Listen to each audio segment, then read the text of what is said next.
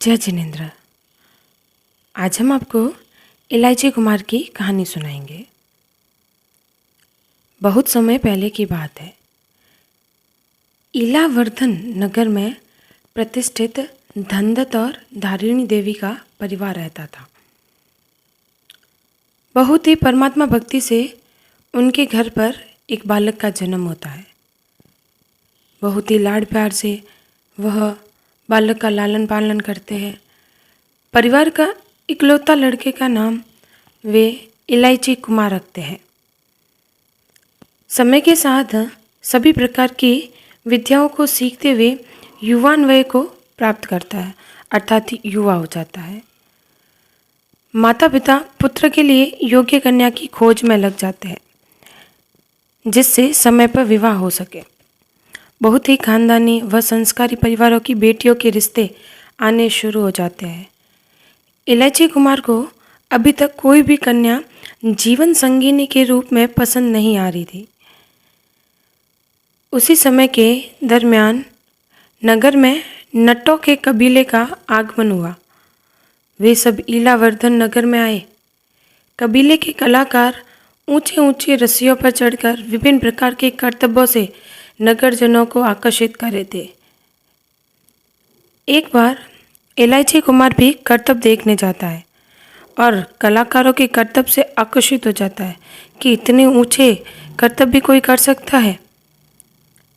विशेष रूप से नट परिवार की एक लड़की लीलावती से वो बहुत ज़्यादा आकर्षित होता है, क्योंकि वह जितनी रूपवान उतनी ही नृत्य में माहिर।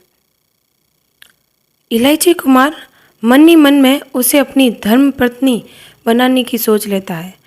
वह सोच लेता है कि विवाह करूंगा तो इसी ही कन्या से, नहीं तो उम्र भर कुंवारा ही रहूंगा।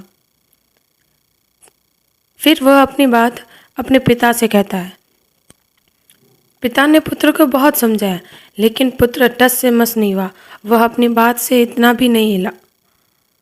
पिता पुत्र के आगे हार कर नट कन्या के पिता से अपने पुत्र की याचना करता है। नट कन्या के पिता ने कन्या देने के लिए हाँ भर ली, परंतु अपनी एक शर्त रखी। जब तक आपका पुत्र नट विद्या नहीं सीख लेता, मेरी पुत्री मैं उसे नहीं दूंगा।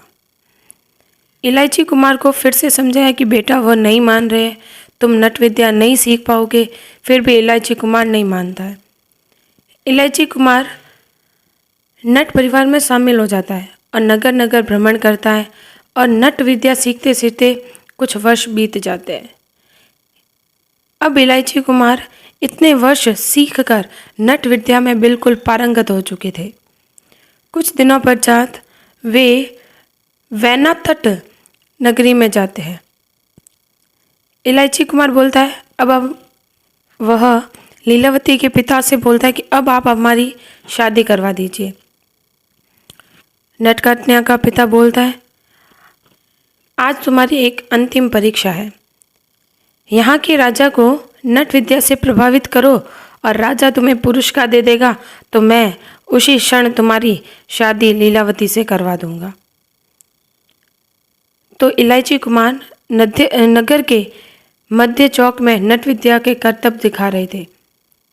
राजा झरोखे में देख रहा था उसे, परंतु वह इतना खुश नहीं हो रहा था जितना कि वो उसे पुरस्कार दे पाए। इलायची कुमार बहुत देर तक अपनी नट विद्या का प्रदर्शन कर रहे थे, फिर भी राजा ने उन्हें कोई पुरस्कार नहीं दिया। अब इलायची कुमार बहुत थक चुके थे। अचानक इलायची कुमार की नज़र उसी महल के एक अन्य झरोखे में गई, जहाँ पर एक जैन संत आहार लेने पधारे और 16 श्रृंगार से सुसज्जित नारियां उन्हें आहार दे रही है। फिर भी संत का ध्यान मात्र केवल अपने आहार को लेने के लिए था। उनका ध्यान क्षणिक भी उन श्रृंगारपूर्ण सज्जन नारियों के ऊपर नहीं गया। ऐसा देखकर उन्होंने सोचा कि धन्य है ऐसे संत जिनका केवल इतने रूप को देखकर भी ध्यान नहीं भटका, जैन संत जिन्होंने निगाहें ऊपर तक नहीं की। और मैं इस नट कन्या के पीछे अपने परिवार की प्रतिष्ठा को दाव लगाकर शादी करने के पीछे भाग रहा हूँ। धिक्कार है मुझे, मेरे विचारों को जो मैं ऐसा सोच रहा था कि एक रूप के पीछे भाग रहा था। जैसे ही इलायची कुमार ने ऐसे सोचा, उनके कर्मों की जंजीरें टूट गई और इलायची कुमार को उसी समय केवल ज्ञान की प्राप्ति होगी। धन्य है ऐसी आत्मा। जय जिनेंद्र।